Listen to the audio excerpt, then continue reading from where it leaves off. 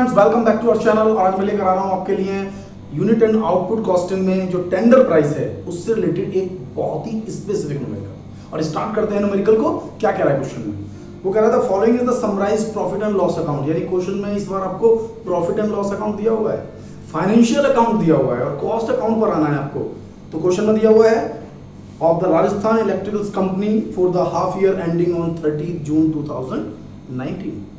In this half year 1600 electric fan were manufactured। यानी कि जो हमने पीएल अकाउंट दिया हुआ है उसकी कॉस्ट शीट आपको बनानी है, जिसमें हमने केवल 1600 यानी 1600 इलेक्ट्रिक फैन तैयार किए हैं, ठीक है, और सोल्ड किए इस साल में हमने। अब वो क्या चाहता है हमसे? एक तो कॉस्ट शीट आपको प्रिपेयर करनी पड़ेगी। कॉस्ट शीट के बाद वो मुझसे क्या कहता है, ये तो पीएल दिया हुआ है, पीएल से कॉस्ट शीट बनानी है। और फिर नीचे जो दिया हुआ है the following estimates were made by the costing department of the company for the half year ending on 31st March 2019. The output and sales will be 2000 electric fan। हम पहले बना रहे थे 1600 पीस और अब हमें बनाने हैं 2000 पीस। यानी कॉस्ट शीट तो है 1600 पीस की और जो टेंडर प्राइस, कोटेशन प्राइस जो आपको एस्टिमेटेड प्राइस बनाना है वो है 2000 पीस के लिए। कहता क्या है? The price of material. अब इसमें ध्यान से जो देना है, इससे पिछले न्यूमेरिकल में भी प्राइस चेंज हुए थे मटेरियल के और लेबर के। इसमें भी ऐसा ही हो रहा है कि मटेरियल के प्राइस 25% बढ़ रहे हैं, जो वेजेस है वो 12.5% बढ़ रही है, 12.5%, 12.5 यानी 12.5% इंक्रीज हो रही है। ये भी ध्यान में रखना है, कई बार क्वेश्चन में वो डिक्रीज करा देता है, ठीक है ना। तो डिक्रीज कहेगा तो डिक्रीज करना है, इंक्रीज कहेगा तो इंक्रीज करना है। नेक्स्ट वो कह रहा है मैन्युफैक्चरिंग चार्जेस। ये भी एक बहुत अच्छा टेक्निकल पॉइंट है कि manufacturing charges will rise in the proportion of the combined cost of material and wages. कि मटेरियल और वेजेस जिस तरीके से इंक्रीज हुए हैं उनके कंबाइंड प्रोपोर्शन में आपको मैन्युफैक्चरिंग एक्सपेंसेस भी इंक्रीज होंगे, कैलकुलेट करने हैं। तो ये बिल्कुल टेक्निकल पॉइंट है, इसको बहुत बारीकी से तरीके से आपको समझना है, तभी हम इस क्वेश्चन को सॉल्व कर पाएंगे। अदरवाइज हम इसी पॉइंट पर जाकर अपने क्वेश्चन को गलत कर देंगे, ठीक है। तो कौन कौन से पॉइंट मिल गए? एक तो मटेरियल का इंक्रीज करना है, लेबर का इंक्रीज करना है, मैन्युफैक्चरिंग एक्सपेंसिव प्रोपोर्शन में इंक्रीज करने हैं। नेक्स्ट मैन्युफैक्चरिंग चार्जेस, ये तो हो गया हमारा। Selling expenses per unit will remain unchanged. Most typical point, most typical point technical question में क्या कहा, ये लैंग्वेज अगर हमने तरीके से नहीं पढ़ी तो ये तो 100% गलत करके आने वाले हैं।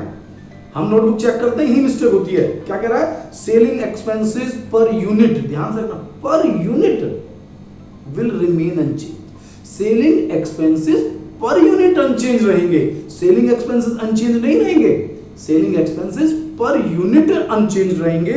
Other expenses will remain unaffected. बाकी एक्सपेंसेस जो जितने भी एक्सपेंसेस बचे हुए हैं जो हमने डिस्कस किया, इसके अलावा वो अनइफेक्टेड रहेंगे in the rise of production. Selling भी इन्होंने कहा अनइफेक्टेड रहेगा, लेकिन अनइफेक्टेड प्राइस पर यूनिट, जबकि मतलब पर यूनिट चेंज नहीं होगा लेकिन बाकी खर्चे चेंज ही नहीं होंगे। तो दोनों बातों में बहुत डिफरेंस है। तो prepare a statement showing the price at which electric fan would be marked as to show the net profit। यानी कि यहां नेट प्रॉफिट आपको कॉस्ट का 10% लेना है, कॉस्ट का 10% लेना है। यानी कि आपको एक पीएल अकाउंट दिया हुआ है जिसमें मटेरियल है, वेजेस है, मैन्युफैक्चरिंग एक्सपेंसेस है। तो मटेरियल और वेजेस को जोड़ देंगे, प्राइम कॉस्ट आ जाएगा। मैन्युफैक्चरिंग एक्सपेंसेस जोड़ देंगे, वर्क्स कॉस्ट आ जाएगा।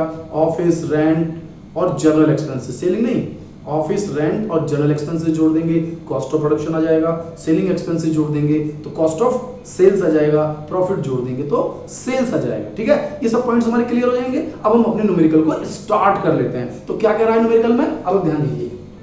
उसने हमें दिया हुआ है मटेरियल, मैंने आपको बताया अभी 64, वेजेस 96, 1,60,000। आप प्राइस पर यूनिट निकाल सकते हैं। हमने आपसे कहा था कि जो कॉस्ट शीट है, जो आपको प्राइस दिया हुआ है, यानी कि जो पीएल अकाउंट दिया हुआ है, उसमें जो यूनिट आप प्रोड्यूस कर रहे हैं वो बना रहे हैं 1600 फैन। तो 1600 पीस हम बना रहे हैं, तो 1600 से डिवाइड कर दीजिए 40 रुपये, 1600 से डिवाइड कर दीजिए 40 रुपीज, यानी 100 रुपीज। यानी प्राइम कॉस्ट आपकी आ गई 1,60,000 रुपए की, जो कि 100 रुपए पर यूनिट है। बिल्कुल क्लियर है। एंड देन मैन्युफैक्चरिंग एक्सपेंसेस, यहाँ तो कुछ है ही नहीं, यहाँ तो डायरेक्ट दिए हुए हैं 40,000, यानी 160 और 40 2 लाख रुपीज। तो 2 लाख रुपए की होगी हमारी works cost, works cost. And the next is point कि पर यूनिट कैलकुलेट करना है, तो इसको भी आप 1600 से डिवाइड कर दीजिए 25, दैट मींस टोटल 125। तो वर्क्स कॉस्ट आ गई 125 per unit and total is 2 lakh rupees. While the expenses is given here salary, rent and tax and the journal expenses. Cost में तो चेंज ही नहीं करना, डायरेक्ट है हमारे पास, तीनों को ले लिया है। हमारे पास ऑफिस का खर्चा भी आ गया, यानी कि 2,80,000 रुपए आ गया आपका कॉस्ट ऑफ प्रोडक्शन। बिल्कुल सिंपल, कुछ भी टेक्निकल पॉइंट यहां तक नहीं है, कॉस्ट शीट में नहीं है। डिवाइड कर दीजिए तो ये रेट भी आ जाएगा। इसके बाद सेलिंग एक्सपेंसेस भी डायरेक्ट दिए हुए हैं 16,000 रुपए के, 1600 पीस है, 10 रुपए पर पीस, नो कंफ्यूजन। तो आपका आ गया कॉस्ट ऑफ सेल्स भी क्वेश्चन में गिवन है और प्रॉफिट भी क्वेश्चन में गिवन है। इसमें कॉस्ट शीट बनाने का कोई कंसेप्ट ज्यादा नहीं है, लेकिन हमें इस चैप्टर में कॉस्ट शीट से ही टेंडर बनाना है, जिससे कि हम उसको कंपैरेबल स्टडी कर सकें, इसलिए हम कॉस्ट शीट बना रहे हैं। वरना इस कॉस्ट शीट में हमें कुछ नहीं करना है, और सभी को आपको 1600 से डिवाइड करते हुए पर यूनिट निकालनी है। अब पॉइंट आता है टेंडर का, लेकिन यहां आपको करना पड़ेगा, यहां तो हर छोटी बात का ध्यान देना है। जैसे देखिए क्वेश्चन में उनका मटेरियल, ठीक है जी, मटेरियल पहले 1600 पीस का बन रहा था, अब 2000 पीस बनाना है, तो या तो पर यूनिट निकाल लीजिए। जैसे पर यूनिट 40 रुपए है, तो 40 रुपए से मल्टीप्लाई कर दीजिए 2000 पीस की, 2000 इंटू 40 80,000 रुपए, या फिर 64,000 16,000 पीस का है तो 2000 पीस का कितना 64,000 डिवाइड बाय 1600 इंटू 2000, वही 80,000। जब पर यूनिट निकाल सकते हैं तो हम बार बार मेहनत क्यों करें, डायरेक्ट सॉल्व कर सकते हैं। तो हमारे पास मटेरियल आ गया, लेकिन मटेरियल में उन्होंने क्या कहा क्वेश्चन में कि प्राइसेस बढ़ रहे हैं। कितने प्राइसेस बढ़ रहे हैं? 25%। तो 80,000 का 25% 20,000 रुपए तो निकाल लेंगे ना कैलकुलेटर पे हम लोग, सिंपल है ना। तो 1 लाख रुपए हो गया हमारा मटेरियल, बिल्कुल क्लियर। एंड द वेजेस में 12.5% बढ़ रहा था रेट, तो यहाँ पर जो वेजेस है वो 60 रुपीज की रेट से 2000 फैन बना रहे हैं, 60 रुपीज की रेट से 2000 इंटू 60, 1,20,000 रुपए आपकी वेजेस हुई, और इसका 12.5% जो बैठता है हमारा 15,000 रुपए। आसान है, निकाल सकते हैं, कैलकुलेटर से निकाल लीजिए भाई। 10% है और 12.5% है, उसका चौथाई, ठीक है। तो 15,000 रुपए हो गए, यानी कि 1,20 और 15 1,35। तो 1 लाख रुपए तो आपका मटेरियल हो गया, 135 का आपका वेजेस हो गया, दैट मीन्स 2,35,000 रुपए की बनी है आपकी प्राइम कॉस्ट। यहाँ ध्यान देने वाली बात यह है कि यहाँ पर 117 रुपए 50 पैसे आ रहा है जब आप कोटेशन प्राइस देंगे, जबकि हमारी एक्चुअल लागत जब आ रही थी तो केवल 125 रुपए आ रही थी। अब प्राइसेस बढ़ गए हैं, रेट बढ़ गए हैं, तो उसके हिसाब से हमें कोटेशन भी देना होगा, वरना हम लॉस में आ जाएंगे, है ना। तो इस तरह से बिल्कुल छोटी छोटी बातों का ध्यान देना है। प्राइम कॉस्ट हो गया। अब मैन्युफैक्चरिंग एक्सपेंसेस, सबसे टेक्निकल पॉइंट, 3-4 पॉइंट है, बहुत अच्छा क्वेश्चन दिया हुआ है। एक पॉइंट्स मैं नहीं कहूंगा, मैं तो कहूंगा 3-4 पॉइंट बहुत अच्छे। तो एक सेलिंग एक्सपेंसेस है, एक मैन्युफैक्चरिंग एक्सपेंसेस। वो कह रहा है कंबाइंड रेशो में ये 15% बढ़ा, सॉरी ये 25% और ये 12.5%। अब इन दोनों का कंबाइंड रेशो ऐसे नहीं निकलेगा। आप सोचो जी 25 और 12.5 को जोड़ लो, 2 से ऐसा निकल जाएगा। लेकिन एक चीज है जो हम आसानी से निकाल सकते हैं भाई। पहले जब हम सॉल्व करते थे तो जितनी प्राइम कॉस्ट होती थी उसमें मैन्युफैक्चरिंग एक्सपेंसेस का पार्ट कितना होता था? 40,000 भाई। दोनों का कंबाइंड तो 160 है, ये 40 है तो ये 160 है, यानी कि 40,000 रुपए आपके मैन्युफैक्चरिंग एक्सपेंसेस आते हैं, जबकि 1,60,000 रुपए प्राइम कॉस्ट है। तो कितना हो गया? 25%। कितना हो गया? 25%। यानी मैन्युफैक्चरिंग एक्सपेंसेस हमारी प्राइम कॉस्ट का 25% होता है। तो आप डायरेक्ट 25% भी ले सकते हैं, यानी कि 2,35,000 रुपए का 25% 58,750। अब अगर परसेंटेज नहीं निकालना चाहते तो ले सकते हैं कि भाई 40,000 रुपए खर्चा आ रहा था 1,60,000 रुपए पर, तो 2,35,000 पर कितना आएगा? ठीक है। तो मैंने आपसे कहा था या तो 25% निकाल लीजिए, जैसे मैंने आपसे कहा कि यहाँ 25% है, ये 25% है, ये 40,000 क्या है? 25% ऑफ प्राइम कॉस्ट। सेम यहाँ आएगा, कंबाइंड रेशो आ गया ना। तो हमारा निकल के आ गया वर्क्स कॉस्ट, यानी एक टेक्निकल पॉइंट पूरी तरह क्लियर हो गया। मटेरियल और वेजेस के रेट इंक्रीज करना हमने सीख लिया। अब हम आ जाते हैं अपने खर्चों पर, जो हमारे ऑफिस के खर्चे। उन्होंने हमसे कहा था कि ऑफिस से रिलेटेड सभी खर्चे अनचेंज रहेंगे। केवल एक सेलिंग को कहा था कि सेलिंग पर यूनिट अनचेंज रहेगा, सबके लिए अनचेंज ही कहा, लेकिन सेलिंग में कहा पर यूनिट अनचेंज रहेगा, जो टेक्निकल है। जबकि अनचेंज रहेगा तो कोई बात ही नहीं है, जितने खर्चे पहले हो रहे थे उतने ही होंगे। पहले कॉस्ट शीट में कितना खर्चा हो रहा था? 80,000 रुपए, सिर्फ 80,000 रुपए यहाँ खर्च होगा, यानी पर यूनिट कॉस्ट में कम हो जाएगी आपकी। यहाँ 50 रुपए आ रही थी, ये कॉस्ट अब 40 आएगी, यानी कि प्रोडक्शन बढ़ गया ना, और ये अमाउंट सेम खर्च होगी भाई। मतलब उन्होंने कहा कोई चेंज नहीं होगा, तो 80,000 के 80,000 लगे। पहले 80,000 में बन रहे थे 1600 पीस, अब 80,000 में बना रहे हैं 2000 पीस, तो रेट भी कम हो गया, फायदा हो गया यहाँ पर हमें, लेकिन यहाँ रेट बढ़ गए तो इसलिए महंगा तो होना ही है। अब ये आ गया मेरा कॉस्ट ऑफ प्रोडक्शन। तो कॉस्ट ऑफ प्रोडक्शन तक आप निकाल सकते हैं 3,73,750, यानी कि 3,73,750, और जो रेट आ रहा है 186.88, ठीक है, 186 रुपये 88 पैसे। तो यहां तक कॉस्ट ऑफ प्रोडक्शन। अब है सेलिंग एक्सपेंस, जिसकी बात मैं लगातार आपसे कह रहा हूं कि ये जो टेक्निकल पॉइंट है इसको इस तरह से घुमा दिया है, अगर आपने ध्यान नहीं दिया, पढ़ते समय ध्यान नहीं दिया तो क्वेश्चन पर यूनिट अनचेंज रहेगा। तो पर यूनिट क्या कॉस्ट है सेलिंग की? सेलिंग एक्सपेंसेस पर यूनिट 10 रुपए है, जो आज भी 10 रुपए पर यूनिट ही रहेगा। तो कितने पीस बना रहे थे आप? 2000 पीस। तो 2000 पीस के लिए 10 रुपए का एक, यानी कि 20,000 हो गया। बस यहीं तक टेक्निकल पॉइंट था, और हमने इसको जोड़ दिया तो कॉस्ट ऑफ सेल्स हमारी कैलकुलेट हो गई। अब वो लास्ट में कह रहा था कि भाई जो हमारी कॉस्ट है उसका 10% प्रॉफिट लेना है, तो ये तो कोई बहुत बड़ी बात है नहीं भाई। जो हमारी कॉस्ट आई है इसका 10% प्रॉफिट ले लीजिए, 10% ऑफ टोटल कॉस्ट। तो टोटल कॉस्ट कितनी है? 393,750, एक जीरो हटा तो 10% हो गया, 39,375 टोटल कर लीजिए, सेल्स आ गई।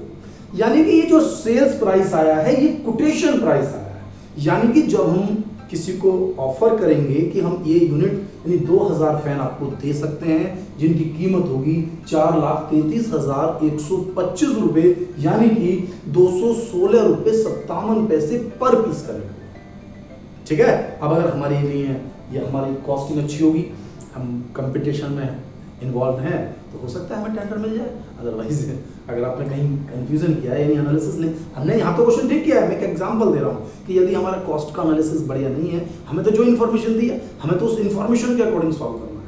तो यही एक कॉस्टिंग टेक्निक एक बहुत बड़ी टेक्निक है।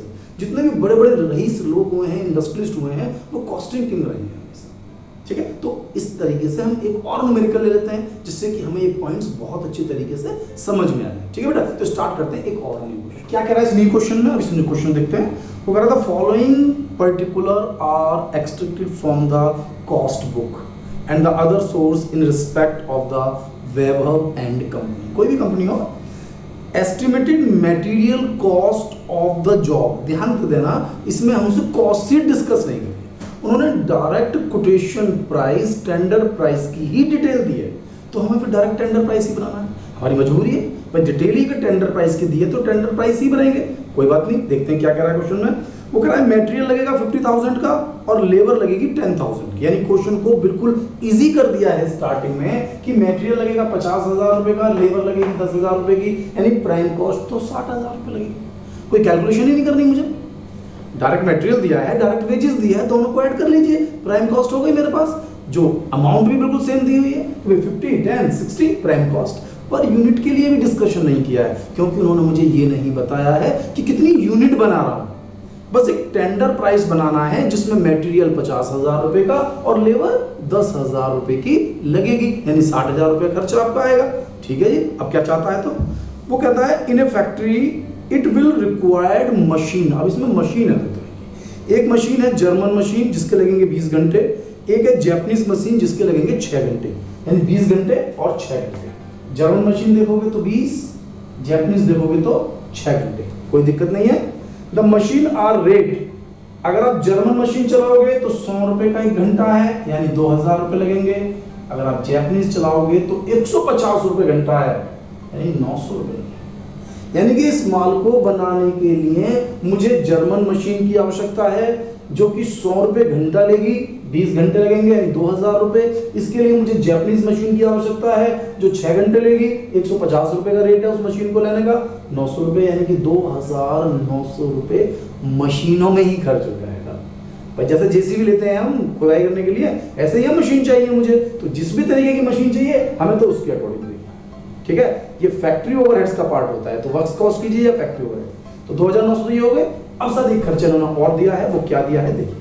वो कह रहे हैं the direct wages in the factory last year. अब ध्यान देना, पिछले साल जो फैक्ट्री में वेजेस लगी थी वो 8 लाख रुपए लगी थी, as against 4,80,000 as factory overheads. और जब फैक्ट्री ओवरहेड्स 4,80,000 रुपए के लगे थे, यानी कि फैक्ट्री ओवरहेड्स 4,80,000 रुपए के लगे थे। कब लगे थे? जब लेबर थी 8 लाख रुपए की, तो इंटू 100, 8×6=48, यानी कि 60%। यानी कि जितनी आपकी वेजेस लगती है उसका 60% फैक्ट्री ओवरहेड लगते हैं। फैक्ट्री ओवरहेड मशीन से अलग, तो 10,000 रुपए, तो 10,000 रुपए का 60% 6,000 रुपए। क्लियर है? तो यहां पर क्या लिख लेते हैं हम? 60%। तो 60% ऑफ वेजेस। वेजेस का कहा है तो वेजेस का ही लेना है 60%। नेक्स्ट क्या कह रहा है? वो कह रहा है लास्ट ईयर फैक्ट्री कॉस्ट अब ध्यान देना, ये works cost that means factory cost. Last year factory cost 25 lakh रुपए आई थी, तो ऑफिस एक्सपेंसेस 375,000 आया था।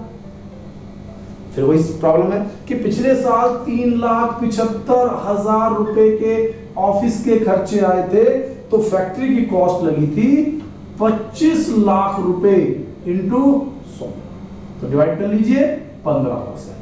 यानी कि जो आपकी वर्क्स कॉस्ट निकल कर आई है, जो आपकी वर्क्स कॉस्ट निकल कर आई है, कितनी वर्क्स कॉस्ट? 68,900, इसका 15% ऑफ वर्क्स कॉस्ट 10,335 है। नहीं क्वेश्चन टेक्निकल था भाई। मटेरियल वेजेस आपको डायरेक्ट दे दी, फिर आपको मशीन में थोड़ा उलझाया उसने, फिर फैक्ट्री ओवरहेड्स को वेजेस पर बेस कर दिया, उसकी परसेंटेज निकालनी पड़ी। Office overhead works cost per base कर दिया, उसके अकॉर्डिंग परसेंटेज निकालनी पड़ी, और निकल कर आ गई आपकी कॉस्ट ऑफ प्रोडक्शन। आगे यहां तक समझ में? अब देखो क्वेश्चन में क्या कहता है लास्ट में, make a quotation in the 20% profit on selling price. कितना प्रॉफिट चाहिए आपको? 20% profit on selling price. Question में देखिए फिर फंसा रहा है, सेलिंग प्राइस तो है ही नहीं मेरे पास। कहां है सेलिंग प्राइस? मेरे पास तो कॉस्ट ऑफ प्रोडक्शन है, सेल्स नहीं है मेरे पास। 20% प्रॉफिट चाहिए आपको, तो ये जो मेरे पास 79235 है, जिसके लिए मैं बात कर रहा हूं आपसे, तो फिर लेट करेंगे कि भाई सेल्स 100 है, सेल्स 100 है, तो प्रॉफिट कितना? 20। ये तो बात कर रहे हैं बार बार कि भाई सेल्स 100 है, जिस पर परसेंटेज बेस्ड होती है उसी को 100 मानना चाहिए। तो सेल्स 100 है, तो प्रॉफिट 20, तो कॉस्ट कितनी? 80। कॉस्ट कितनी? 80। तो ये क्या दिया हुआ है मुझे? कॉस्ट तो 80 है। अगर आप इसमें 20 की मल्टीप्लाई करेंगे तो प्रॉफिट आ जाएगा, अगर आप इसमें 100 की मल्टीप्लाई करेंगे तो सेलिंग प्राइस आ जाएगा। हम लगातार इस बात को डिस्कस करते हुए आ रहे हैं कि इसमें कंफ्यूज नहीं होना है। जिस भी चीज पर आपको परसेंटेज दी हुई है हमेशा लेट करना है उसी को 100। मैंने कहा सेल्स का 20%, तो सेल 100 है, प्रॉफिट 20 है, तो कॉस्ट कितनी है? 80। तो दिया हो गया मुझे कॉस्ट कितनी है? 80, तो 80 से डिवाइड करा। चाहिए कि आपको प्रॉफिट, तो 20 से मल्टीप्लाई करा। अगर इसकी जगह सेल्स चाहिए होती तो 100 से मल्टीप्लाई करते, क्योंकि सेल्स तो 100 है। तो इस तरह से आपका प्रॉफिट कैलकुलेट हो जाता है। टोटल कर लो तो सेल आ जाएगी, कैलकुलेटर में 100 से मल्टीप्लाई करो तो भी सेल आ जाएगी। तो सेल्स तो कोई बहुत बड़ा इशू है नहीं। तो आई थिंक मेरे हिसाब से दोनों क्वेश्चंस आपको बहुत अच्छी तरह से समझ में आए होंगे। तो आप मुझे बताएं कि आपको ये मेरी वीडियो कैसी लगी। मेरी वीडियो को लाइक करें, चैनल को सब्सक्राइब करें, और जो बहुत जरूरी है, जो मैं लगातार आपसे कह रहा हूं कि अगर आपने अब तक बेल आइकन प्रेस नहीं किया है तो बेल आइकन को प्रेस कर लें, जिससे कि मेरी नई वीडियो का नोटिफिकेशन है वो आपको लगातार मिलता है। थैंक यू, मिलता हूं नेक्स्ट वीडियो।